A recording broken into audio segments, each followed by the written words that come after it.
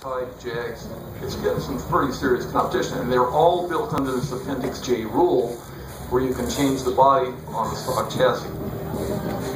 Now, what happens is that before we get to Le Mans, we're going to run at Spa, which is probably the fastest track in Europe and one of the most dangerous because it's got a lot of elevation change with the speed.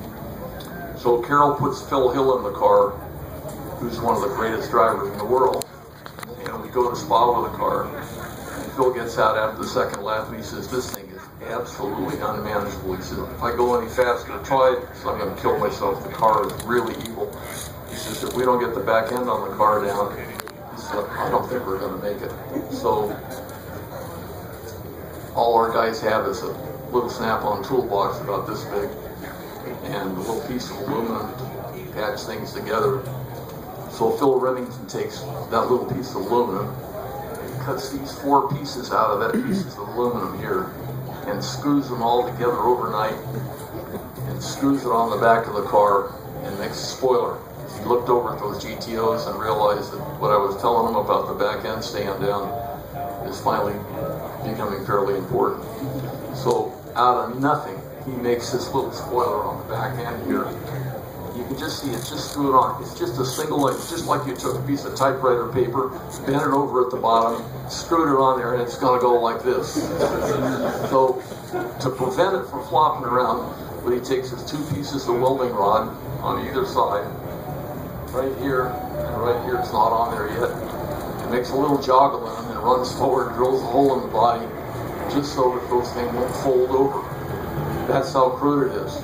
Takes it out the next morning, gives it to Phil and says, okay, try that out. Phil comes back in after 3 laps. He says, I got a problem now. What's the problem? He says, I got so much downforce in the back end. He says, when I'm hitting the brakes at La Source, he says, I'm locking up the front wheels. Totally changed the complete balance of the car at high speed. So Phil says, okay. So he goes over and just takes a pencil line, takes the 1 inch off the top of the spoiler, takes a set of snips on it, cuts it off, and says, try that. Phil comes in after 2 laps, he says, don't touch a thing. He's broken the lap record, you know. So he starts on the pole, and unfortunately, this is where that little oil cooler we were talking about at the beginning is. That's where it used to be. It disappears after this point because we figured out how to do that. These little holes that were in there, these were just some extra little details that we put. That we figured out we were having that problem with the air coming off the windscreen. We were figuring that maybe the air was getting sucked in the back end here by these big pumps that are on either side here, sucking the air in, and they were blowing them out on the corner windows. So we put those little fences on the side up there. So that's just a little other go-between. Next picture here. Anyway, we go to Le Mans for Le Mans test day, and we've got Joe Schlesser and Roy Salvadori are the 2 top drivers over there at that time, and they're going to drive the Ford GTs. So Schlesser gets in the car early in the morning and goes out with the Ford GT, and the thing is aerodynamically unstable, turns upside down and crashes into the trees. Not too good. So Schlesser obviously not hurt, just the car is totaled, but gets out of the car. So he's wandering around the pits. All our drivers are down at the Targa Florio, and they're not yet back up for Le Mans test day. So he's wandering around, and there's John Olson sitting in the pits with our car ready to go. And he walks over to John, of course he knew him from racing, and said, what's with this car? What's happening? He said, you know, I've heard it's a pretty good car, it's fairly fast.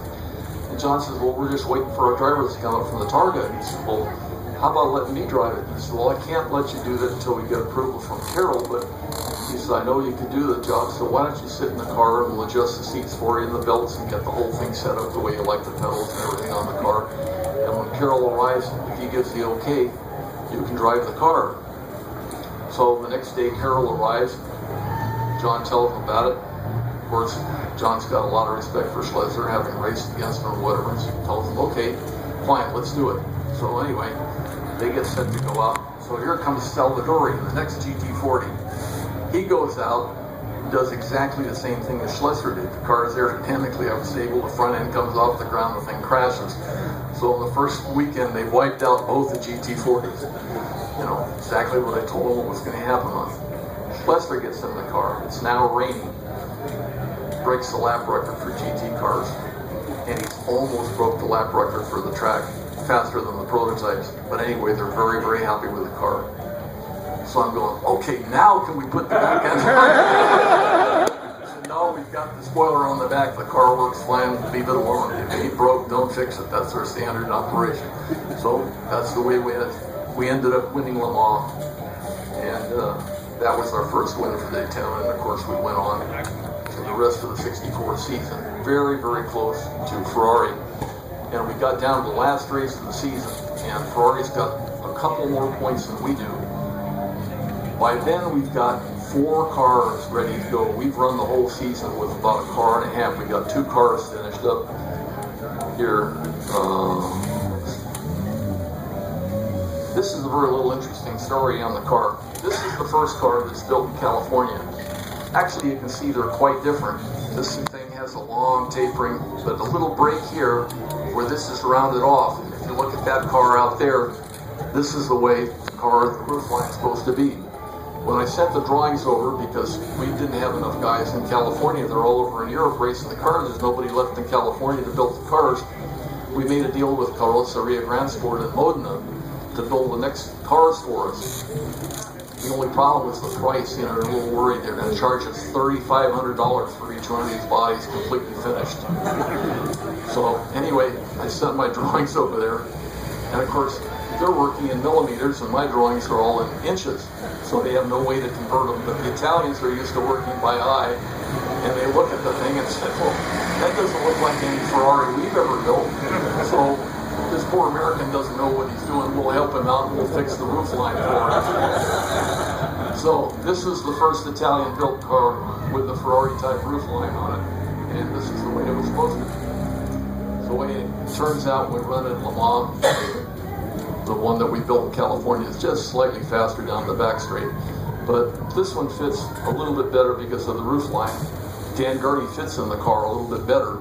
He's got a little bit more room in there, and he's got the top crew chief anyway. They end up winning the race with this car at Le Mans. And so we raced the rest of the season back and forth between ourselves and Ferrari until we got down to the last race.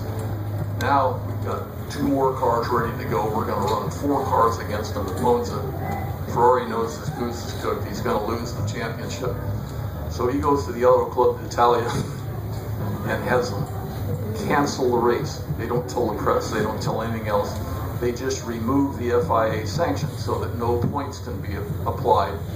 They run the race, but they notify us that the FIA sanction is not there.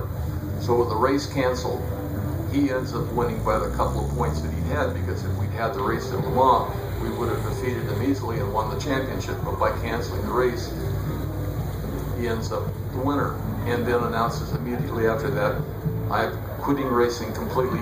I'm going to concentrate on F1, and only my privateers will run the GT cars the next year. So at that point, the program was turned over to Shelby's. We had one other little secret thing planned for Monza. We had taken one of our chassis, extended the wheelbase 3 inches, and put a 390 cubic inch NASCAR motor in the thing, all aluminum NASCAR motor. And that was going to be our super secret weapon to go back against Ferrari's prototypes there. But because of the cancellation of the race and not getting the parts in time, that car never got run. It was never raced. It was finished up this far, just about ready to go. The announcement of the race came in, so the car was sent back to California. We cut the 3 inches out of it, it was shortened back down, and it became one of the 6 cars, so it never ran in this form. So, what's that? Okay, this is a 65 car photograph, didn't it? Thanks. So, at this time, the big question is, what are we going to do for 1965? Now that we've almost won the World Championship for Ford, they're very excited. In fact, we've done very well with the car. the GT40s have not done very well with the car, and they've invested millions and millions of dollars in the GT40 program, and they are not very happy about the fact that they spent all this money and not very successful. So Ken says, what we should do is run a side-by-side contest against the Daytona GT40, and obviously the Daytona would be faster. But the problem is the Daytona is built on this antique chassis that we got from AC. I mean, it's got a transverse leaf at the spring, at the top. It's a pretty antique car, and the GT40 potentially has a lot more going. So we've got this well-developed car that's capable of winning because it's simply well-developed against a car that potentially has a lot of future to it. Ford decides they have two companies. They're spending most of their money with a company called Holden & Moody in the Southeast, building stock cars. This is where they go racing, and this is where they make a lot of money because they can, race on Sunday, sell on Monday. That's the big thing for them. So the standard way things are done at Ford is all racing programs go through Holden & Moody. Shelby has always been kind of a second string team, guys out in California that are successful using their engines. They've given a few engines and done fairly well. So there's one faction within the company that's very pro-Shelby, and there's another faction with engineering that's very much behind Holden & Moody and said, okay, let's give our cars to Holden & Moody to run for 1965. They didn't do very well in 64 with the cars, working with John Wire, but they should have it by 1965. So Shelby doesn't know whether he's going to get the contract or not. So he asked me, he says, okay, you did pretty good with the Daytona, what can you do with the 427 chassis? You come out now with a new Mark II chassis with a 427 engine, and this was the model of the car that we were going to build to go in 1965. And the cars were going to be built down in Italy by Carrozzeria Grand Sport, the same way that we built the other Daytonas. So we go into the season, and the car didn't get down to Italy. It got built in England, and it was not a very pretty car because they did not build it correctly. But anyway, it did get built, and it never raced. And this is sort of what it ended up. It ended up looking pretty fat, but there were a lot of things about it that would have been successful had we run it because we had the big engine, a lot of horsepower. But at the last minute, Ford decided they would, instead of giving the program for racing in 1965 to Holden & Moody, the program was transferred to Shelby American, and we got all the GT40s. Part of that deal with the whole Cobra program was shut off. So what they did is they took the remaining Daytona Cobras, they gave them to Alan Mann Racing in England, and they raced them in GT class over there, and it was a walkover for them because all they had to run against over there was privateers. So they won the World Championship in 1965 from Shelby with the Daytonas. This car never ran. Ford ran all of their effort through Shelby with the GT40s. We did all the development on them, the same good guys that did the Daytona work, and of course they were incredibly successful and continued to win the championship. So this is our last race at in Enna in Sicily, and it was always a fun race to run down here because the Italians are very, very pro-Italian, and everything they did in the pit stops or whatever, they came in, they said, you stop, you can't do this, whatever. We were about ready to blow off all the prototypes and everything down there. And the track is super, super rough, and we're running against the Ferraris, beating the last thing, finally, Bob Monterant's out there, and the guy comes out from our thing, and he's got a sign up that says, easy. He's leading the race. And they told him, he said, finally he put up another sign that says, tires, easy. And he's thinking, are they woofing me? Or do they really want their English driver to win in one of our other Daytonas? So he just backs off and lets the Ferrari go ahead and win. And actually, when he got into the pits, the tires were absolutely shredded with cord. If he'd gone a good lap, probably would have blown off. So they told him the truth, but we came that close to winning against the overall Ferrari prototypes on that last race of the year. So that's how quick the cars were at the end of the year. We were as fast as all of the prototypes. So that's really how the whole Daytona got developed. And then what happened when we got home, Ford was very proud of the fact that we'd done the end of the year. They took one of the cars, and they put it on what they call their total performance program, and they toured around the country. They had a big 40-foot van, and they had one of the Daytonas on the top of it, they had a GT40, and one of the top drag racing cars, and one of the top NASCAR cars, and it showed all the areas in which they were racing, and they toured this thing around the country to all the dealerships to show these things off. At the same time, now Goodyear's involved in racing heavily, and they're going against Firestone up at Bonneville for the land speed record. So Craig Breedlove has called a car called the Spirit of America, which is basically a jet airplane with 3 wheels, and he's running against Art Arfons, who's got a big rocket or jet-powered car, whatever he was bringing out. And the rules were at Bonneville that if you showed up first and you started to run, you could stay on the salt under USAC rules as long as you were genuinely attempting to set records, and you could keep the other team off because it took that long to set up. So it turned out that both these guys are having problems with their land speed record cars. So they called down to Shelby, who's the Goodyear distributor, and says, have you got a car we can borrow here at Bonneville, and we'll pretend to set records up here to keep Art Arfons off the salt, and that way it'll rain and we can end up winning the land speed record this year, because they used Life magazine in those days. You'd open it up and there's all the wins that they had for Firestone for Indy since 1911. Firestone had won all of them, and now Goodyear could come in and say they have the land speed record. So they said fine. So we took this brand new cherry concours type coupe off the tour, put it behind Tom Greaterich's Ranchero little 2-wheel trailer, and sent him up to Bonneville and said, just entertain those guys up there until it rains and then you can bring it home. So they got up there and they set 23 international FIA records, including running 12 hours on the circle up there. And the salt had been so broken up because the mining interests up there had been bleeding off the salt that the 12-mile circle went out into the dirt part of it. But so to run the 12-mile circle for 12 hours, you had to run out in the dirt. So after 12 hours, there were big ruts out there, and the car was going through and banging through. And literally, the headlight buckets were falling out of it. The glass was broken out of it. The car was just total trash, covered with salt and everything. I brought it home, and girl walked in. Here's this perfect car that had left and came back. And he offered it to any of us in the shop. He said, "Anybody want to buy it?" No answer. He said, $800. Anybody want to buy the car? So we all turned him down.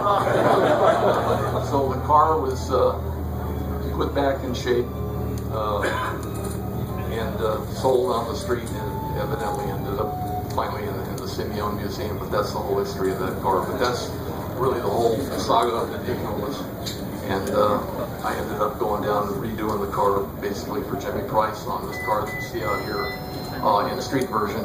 And it's got a totally new modern chassis underneath it, and it's really a fabulous, fabulous car to have with the classic styling. We've built about 140 of these so far, of which one of these out here is, you can see it. So, are there any questions?